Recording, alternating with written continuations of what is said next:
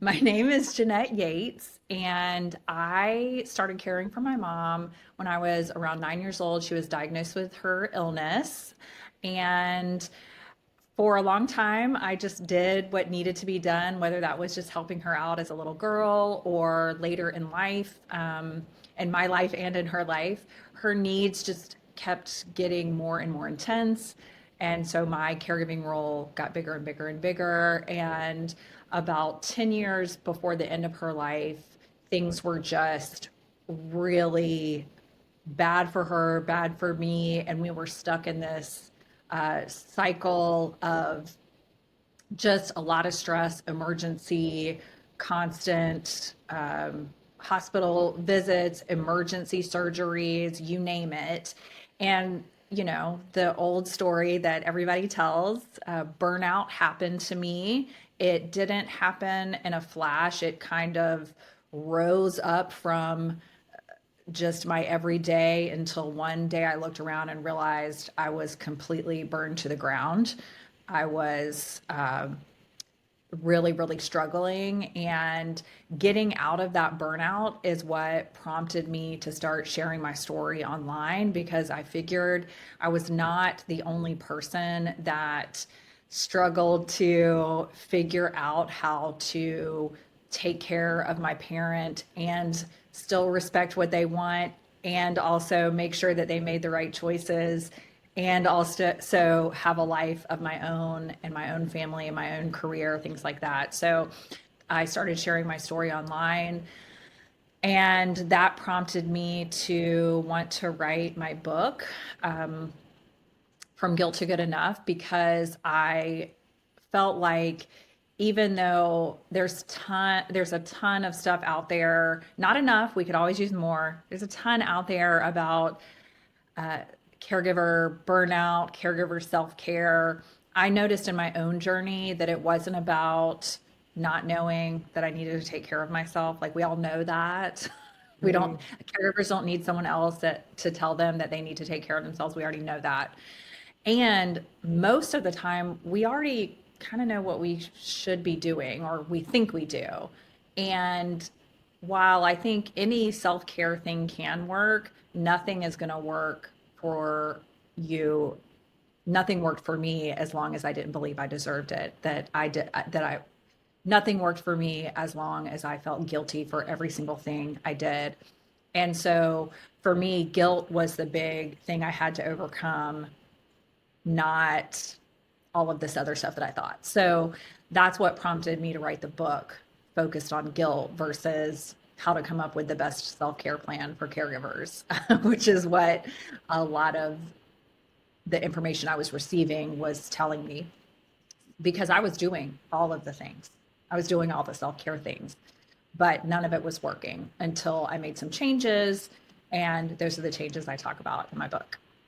Right, like the self-care is kind of like a buzzword that people just like to throw out, but Yeah. it's like, what does that actually mean when you're in that serious and like emotional of an situation? Like there's like a Well, and I think that's one thing too that we can do as caregivers is really define what self-care is as a for individually. So what I do for my self-care is going to be different than what you do because we need different things because we're individuals. And I also think depending on the different seasons we're in our lives, we need different things. And right. so that was another thing that was a big game changer for me because I was a fitness instructor. I did Pilates every day. I ran, I did yoga, I wrote in my journals, all these things.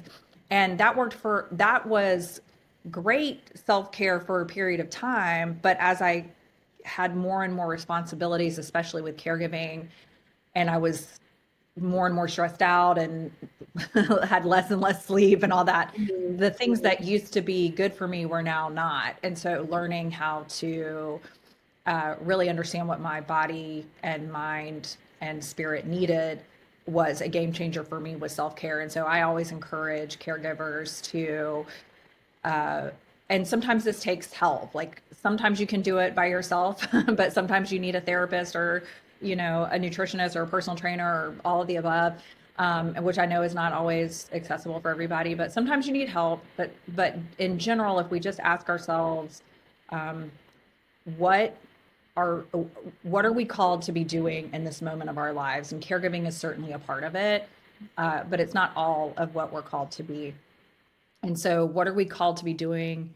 And then, how can we nourish our body, fuel our body, move our body in ways that help us do whatever that thing is? And so, that, but I encourage every caregiver to ask individually what do they need for their own self-care instead of trying to fit a program into what is already a very stressful situation that's time limited, et cetera.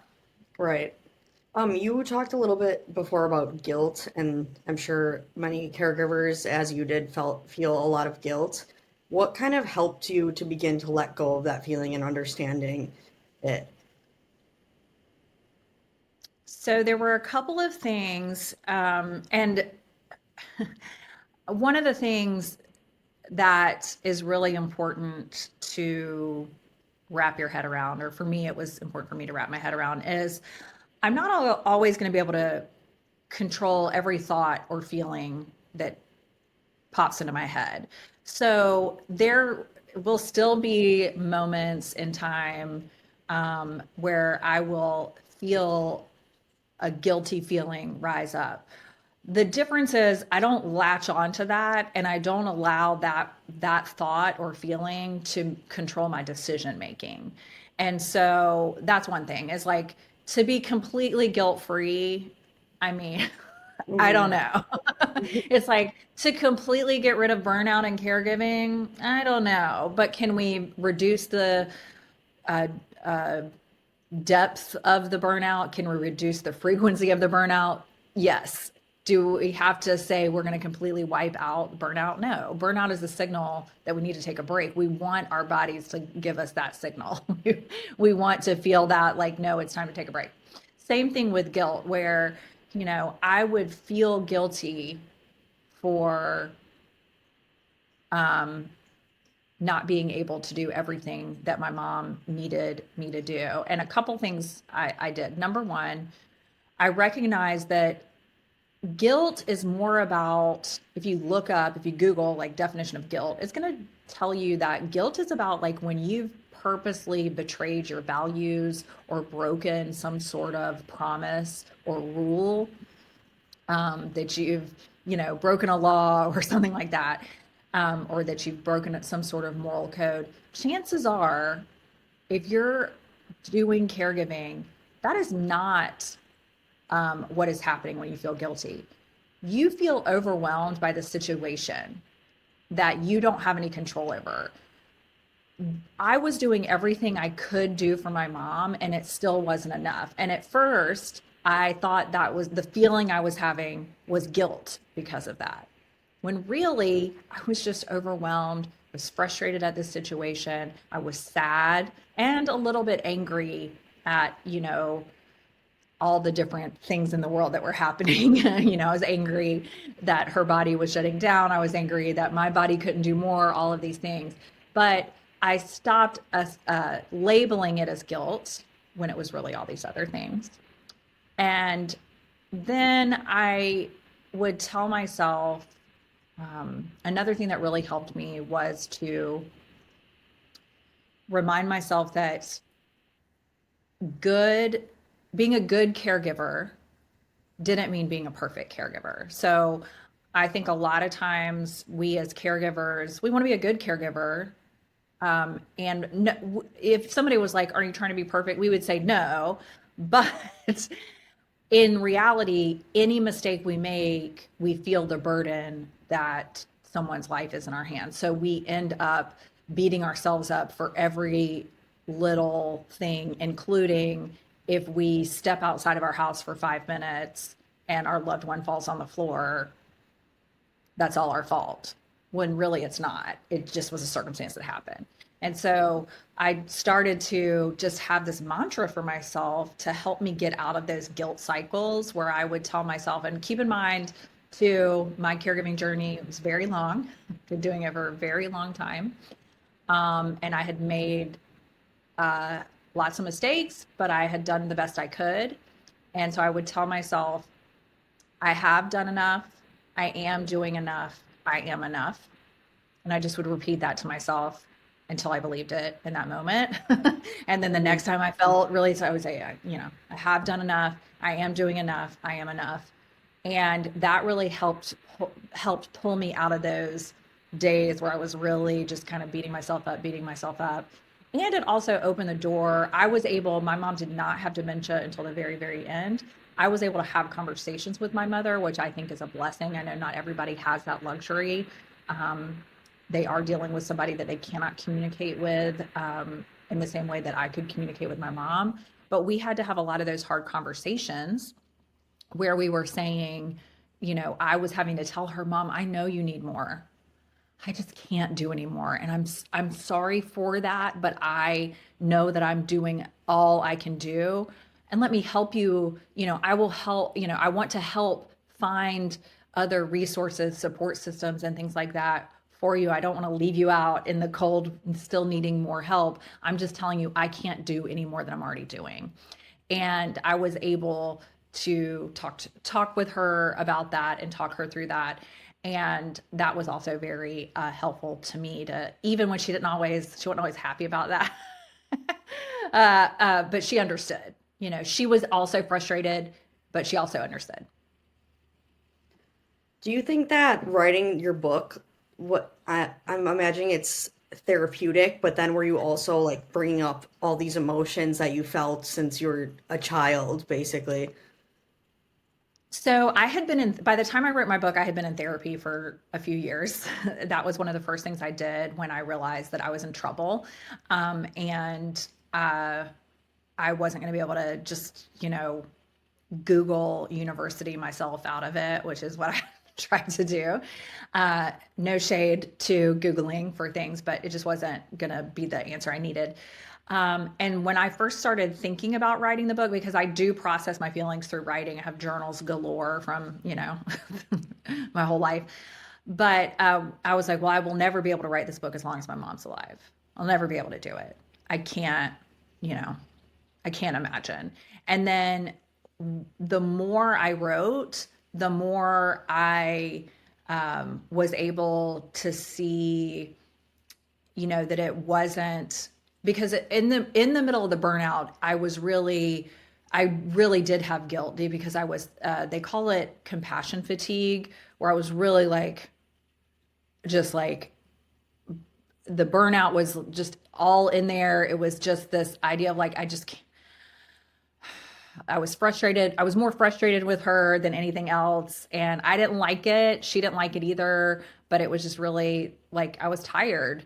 And so I was losing that empathy and compassion in the day to day. I obviously still loved my mom, still had compassion and empathy for her, but like on a, talking to her, like how I talked to her, how was kind of getting not what either of us wanted. But the more I wrote, the more I saw the bigger picture, which really helped me heal that side of my relationship with my mother, which allowed me to be able to continue to write the book and even publish it while she was still alive. And it was really interesting because all these family members, I was really worried about reading the book. They were all like, they read it and they were all like, "Oh, it's wonderful, it's great." But I think it was not only healing for me personally, but also very healing for my mother and I, because I could really see how the burnout was affecting, like, I had caregiver burnout and I've had this disease for 40 years burnout, like, she was tired of being in pain. She was tired of being afraid, and it was affecting both of our ability to communicate with each other in the way that we wanted to. And we were able to heal that in the last few years of her life because we were able to be more open about all of it. So for those people who do process through writing, I highly recommend at least starting a blog, but books are great too.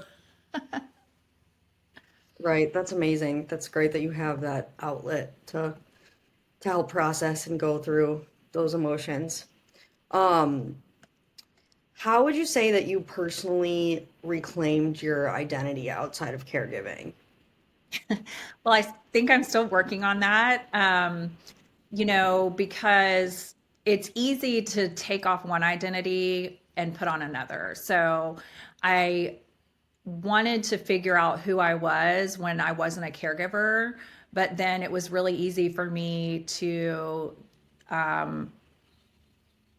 struggle with, okay, well, I'm a mom. And while it's true, and I love being a mom and I love my boys, I'm not just a mom. So I'm not just a caregiver. I'm not just a mom. I'm not just a wife. I'm not just an author. I'm all of these things. These are all part of me. But even if I had, if I was single, had no children, was not a caregiver, I would still be a human worthy of love and care.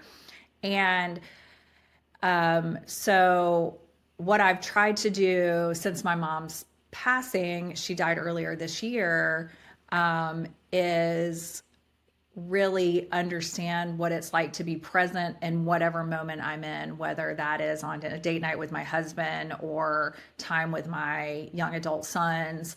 And it's not like, okay, now I'm a mom or now I'm a wife. It's like, no, I'm Jeanette and I'm in relationship with this person, or I'm Jeanette and I am having a conversation with this person on a Zoom call, or when I'm out with friends or doing something in my community, I'm trying not to put on another identity hat. I'm trying to just be authentically who I am myself. So it's still a work in progress, but that's what I've tried to do recently is just be more authentic to myself and not try to put on another hat at all.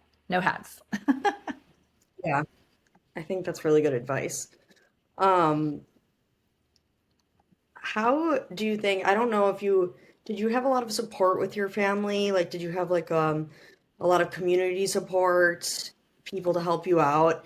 And how can families or communities better share responsibilities to help prevent people from becoming burnt out?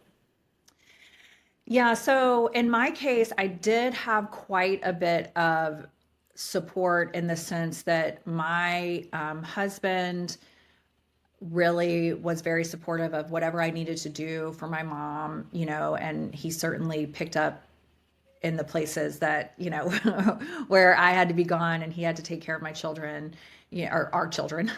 He had to take care of our children. So there's that. And then she had some really great friends that would step in when they could. And then, of course, she had sisters that were, when they were able to, were helpful. And definitely, like when there was an emergency and all that kind of stuff, my aunt that still lives in the United States would come and step in where she could.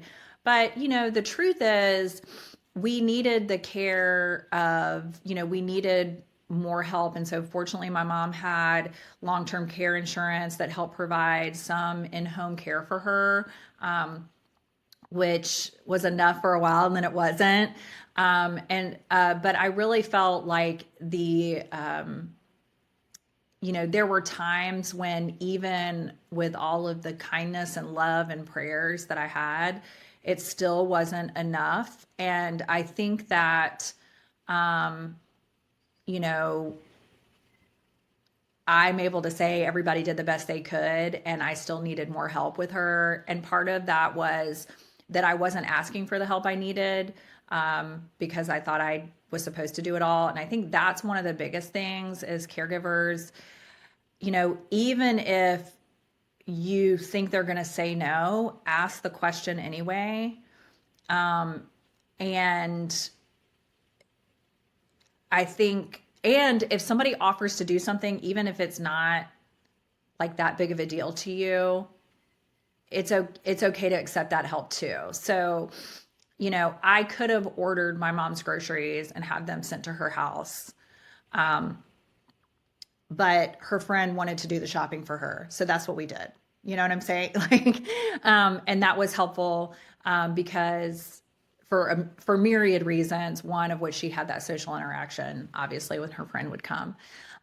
So there's things like that. And then I think, don't stop asking. And also look outside the box. I think sometimes we think, okay, I'm just going to talk to my family members. But like in our case, her friends were very helpful. Or I remember when she moved into a new place and she needed a ramp to get in the house with her walker. We asked church members to build the ramp. So we thought outside the box. And then also people would offer, I think this is very important for people to be in community, so that when something like this happens in your life and you are become a caregiver or you need to be cared for, you have whether it's a faith community or your book club or whatever it happens to be, there's people that are aware that you might need help and they want to help, they just probably don't know how. And so asking for help and then coming up with things that you can tell them. If somebody says, let me know if I can help, and they want, as they're leaving, you can be like, well, actually, here's a list of things, pick from this. I think that's helpful too, is to have like an ongoing list of things that you are ready to delegate, and know that that is caregiving too. Delegating is still caregiving. You're a project manager, not just the worker.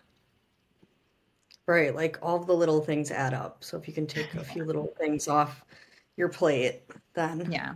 will help in the long Which run. is, incidentally, when I started looking at Kaylee at the app, I thought, man, this would have been so great because my mom's two friends could have been in here, and like the sitter that I paid could have been in here. You know what I mean? It was just, there's so many ways to use that app to communicate with all these different, whether it's the person that helps out once a month or the person that's helping you out every day. Um, there's a way to have that communication where everybody's on the same page and you're not having to have like three different text chains, and you know somebody's going to get their Right, feelings hurt because you forgot to tell that, like right. I think that's really important too, and that is a big source of overwhelm, as well as just like the sheer record keeping, um, medications, paperwork, things like that, and then communicating with all the people that need to be communicated with all the time. It is that can zap a lot of your emotional energy. Your brain is having to do too much. But when you have something like the Kaylee app that can pull everything together for you and have it all in one place, and honestly, it's really easy to use, and it's not that, a lot of people shy away from technology, but I really think something that's easy to use and user friendly is, it's not any more confusing than the patient portal you have to use with the hospital. So like that's the way I felt about it. Right, exactly. Yeah, that's what we're trying to do, is trying to get more people involved in an easier Yeah. way. So, I'm glad that you like it. Um, Yeah. Yeah, and I'm already using it for myself so that when I need more help, I can just add everybody and be like, here's all my stuff that I've been doing. right, yeah, and I feel like it also maybe makes caregivers feel like a little less bad, like asking for help too, because it is just like sending it out to everybody. Like who Yeah. can do this? And then they pick it Yeah. up and they go, they can help. And it's not like this face-to-face kind of Right. burden that you feel when you're asking for favors. So that's good to hear. I'm glad that you like that. Well, and I think it's good for even like people. So like when I was looking at it and like, um, even if not everybody's in your same area, right? So like I have my aunts, one lives in New Zealand, one lives, hours away. Being able to keep up with everything, because they would ask me, they would call and ask, and I'd be like, I don't know, guy, like, but to be able to just where they didn't have to go through me to look at, updates and things like that would have been helpful. One less thing. So, I think just for everybody to be on the same page is another, like, even if you're the only person doing the caregiving, like to have people to be able to like look and see what's going on is a good thing as well. So, Yeah, our founders were kind of in similar situations, like caring for somebody, but living in a different state, and everything was kind of all over the place and they didn't know if somebody like had doctor's appointments or was going to the hospital. And that was kind of the background of making Kaylee. So that's good that you kind of see that connection because that's what they were going for. Good. Um, and then I just have one more question that we can wrap up. What do you hope that readers take away from your book, From Guilt to Good Enough?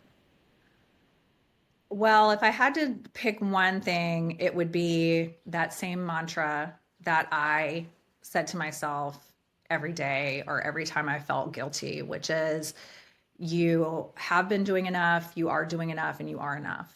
And I had to add one more thing. You are worthy of the same care that you're giving your loved ones. I think that's a very powerful message. Thank you. Um, thank you for your time today. Would you like to just say your like social media handles and website, anything else that you want to include that where people can find you? Yeah, so I'm on Substack, TikTok, Instagram at the Self Caregiver, and my website is theselfcaregiver.com. All right, great. Thank you very much. This was great. Thank I you. hope you I have a good appreciate it. rest.